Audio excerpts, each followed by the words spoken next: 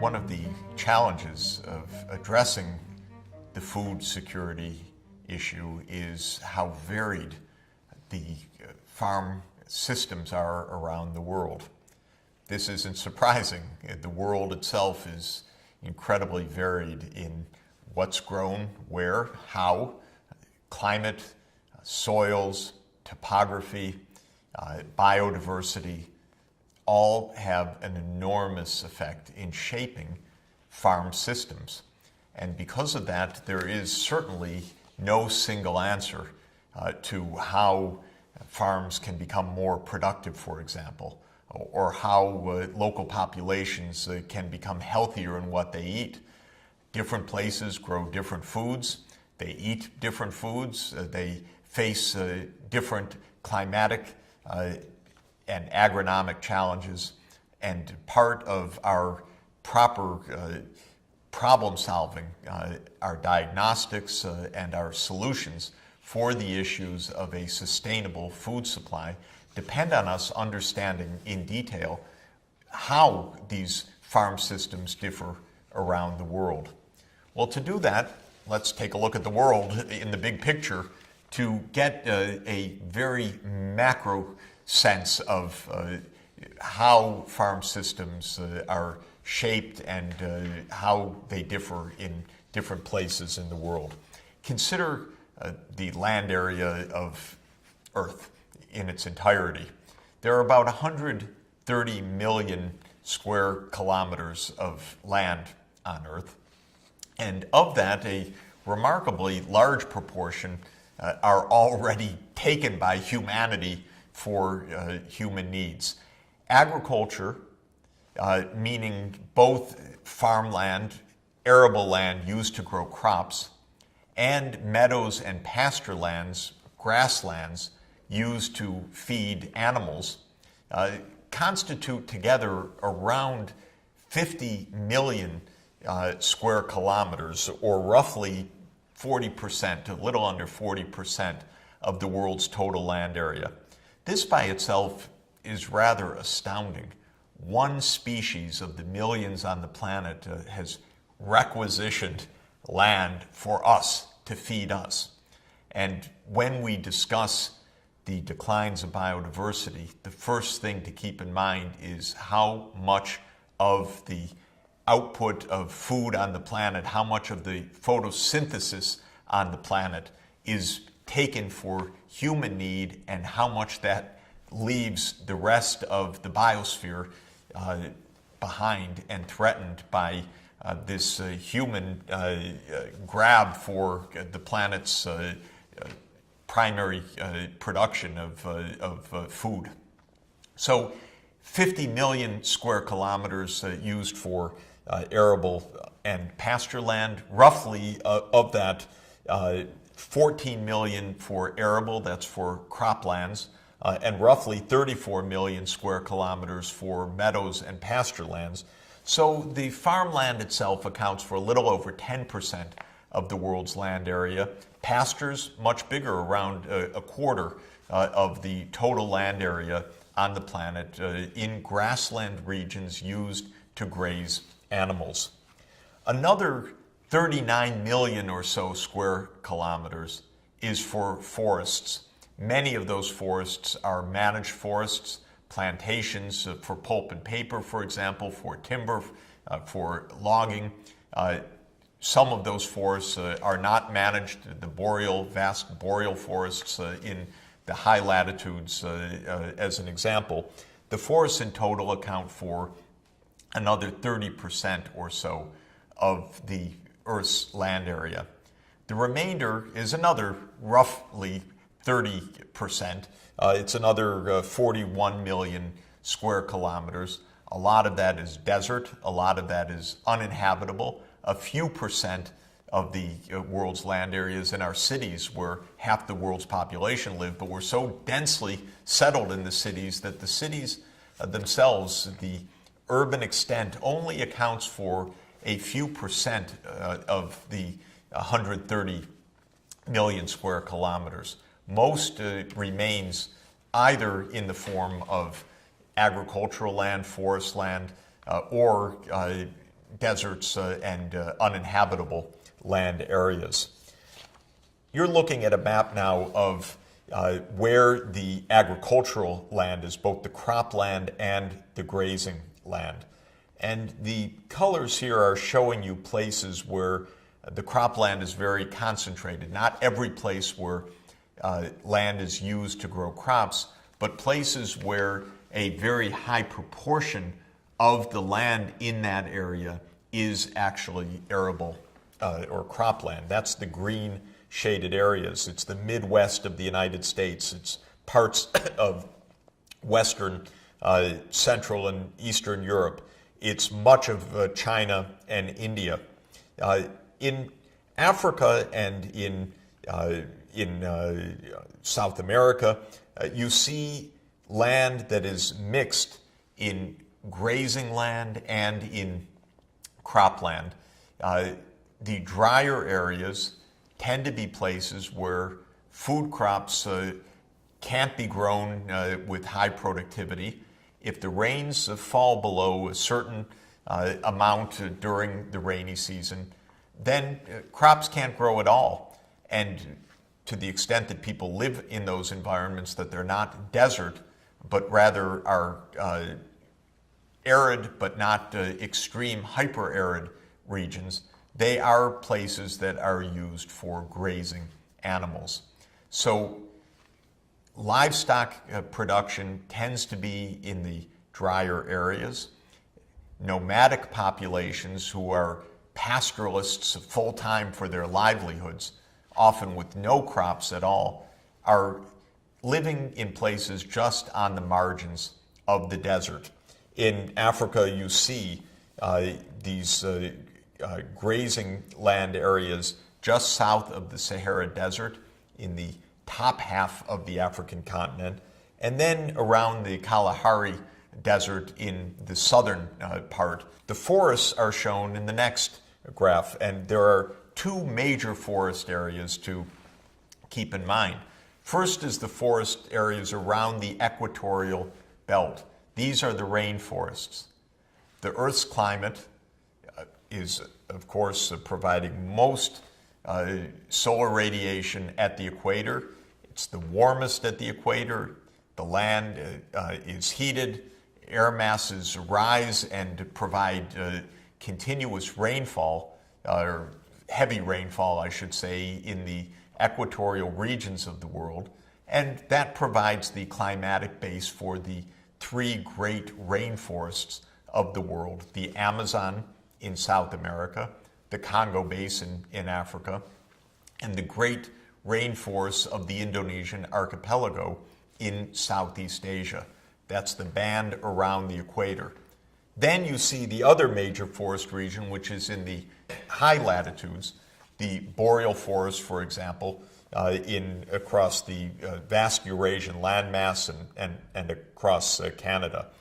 Many of these forests are being threatened, especially today, the rainforests, because these are all areas where populations are encroaching for a variety of reasons, either to clear the rainforest to make way for pasture land and for cropland, or poor people encroaching on the forest for fuel wood and for other goods and services that they can procure from the forest, but sometimes in such great numbers that they are deforesting in an unsustainable way. This pattern of where the cropland is and where the forests are, you can see is very deeply rooted in the ecological conditions, the climate, including temperatures, rainfall, the topography, the shape of the land, whether it's steeply sloped and not possible to farm, or whether it's flat land in plains, much easier and more productive to farm, whether irrigation is feasible because there is groundwater or rivers nearby that can be used for irrigation, whether the soils are adequate, and the range of soil types depending on the underlying geologic conditions shape the farm systems.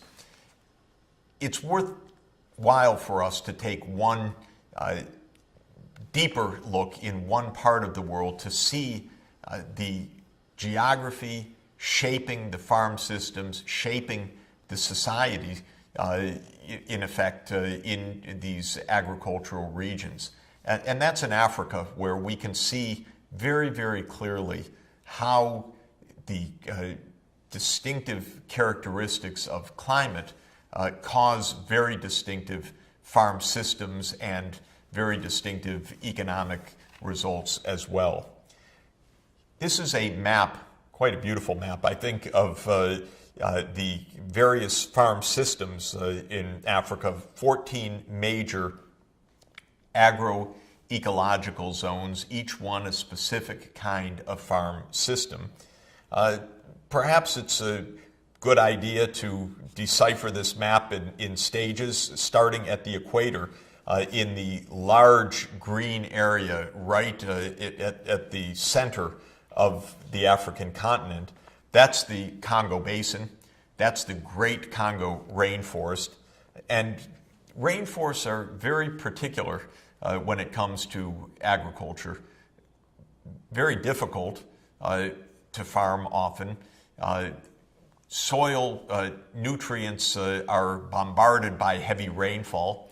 If trees are cleared, as is sometimes done to try to make farms, it often is the case that the soil nutrients, which were up in the trees themselves rather than in the soil, are quickly depleted, and it turns out that the land is not suitable for intensive farming and not even suitable for pastoralism or for livestock management. If we move from the equator, we come to different farm systems graded to a very important extent according to how much water is actually available through rainfall and other resources. Take a look at West Africa, for example, just above the Atlantic Ocean. And right along the coast, the entire coast of West Africa is a still wet, though not rainforest region, which is ideal for tree crops, for the cocoa plantations of Ghana, the rubber plantations of Ghana, Benin, Togo, and Liberia. So this is a climate not of annual grain crops, but of tree crops because of its humidity and its ideal circumstances for tree crops. Move north of that, away from the equator, you move into an environment where there is a rainy season, but the farther north you go into the northern hemisphere, the drier are the conditions, and the shorter is the rainy season. So just north of the rubber and cocoa plantations, one finds what is called the root crop systems, for example, where cassava is grown and other tubers and root crops are grown in this relatively wet environment, but not wet enough to support cocoa trees or rubber trees. Move just north of that, and then you're into a grain belt. For example, where maize, or in the United States we call it corn, is grown. This is now a part of Africa where instead of the year-round rainfall of the equator, you have one rainy season, which may give a growing season of 150 days for one crop of maize per year. It can be rather productive if the topography and if the soils are right and if the rains are good. It can be a disaster if it's a year of bad rainfall, and there is relatively high variability in these places, and in the African context at least, relatively low use of irrigation, so a dependency on the variation of the rains. Now, as you continue the march north from the equator towards the North Pole, the rainy season gets shorter and shorter.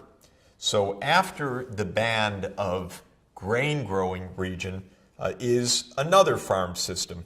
And this is a farm system that mixes crops with livestock.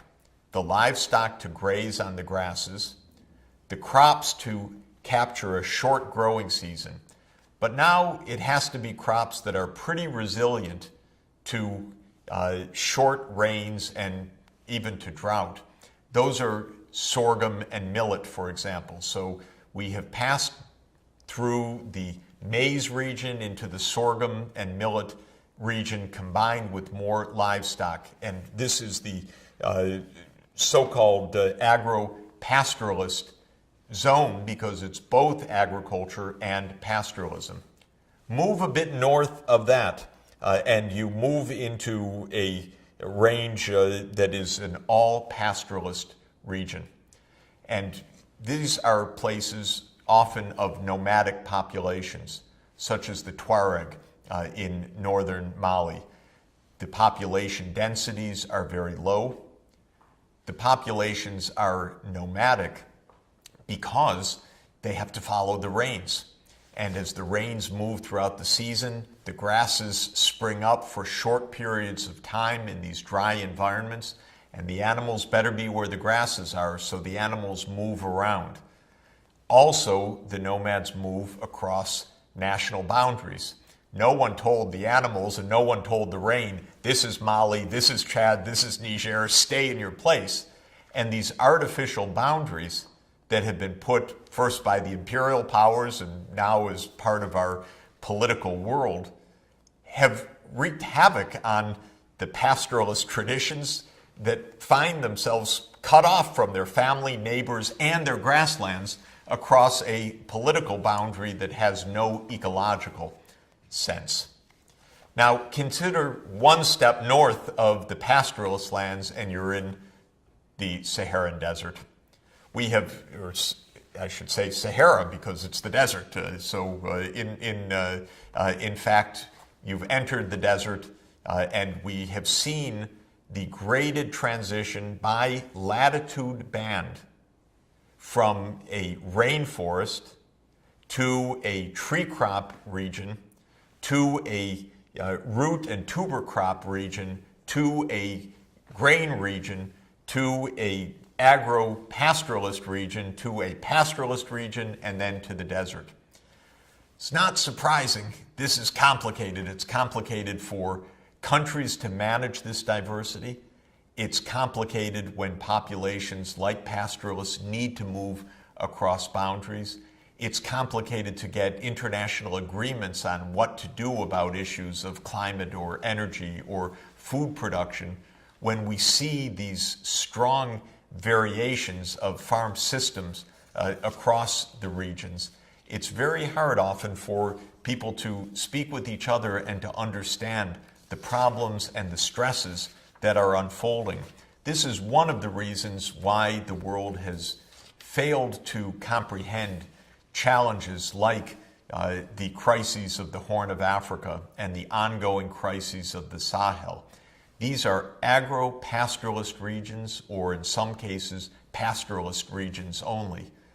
Very poor, very much dependent on rainfall, suffering the burdens of climate change, instability of rainfall, rising populations, falling trend in total precipitation, increasing hunger, and as a result, increasing instability and violence.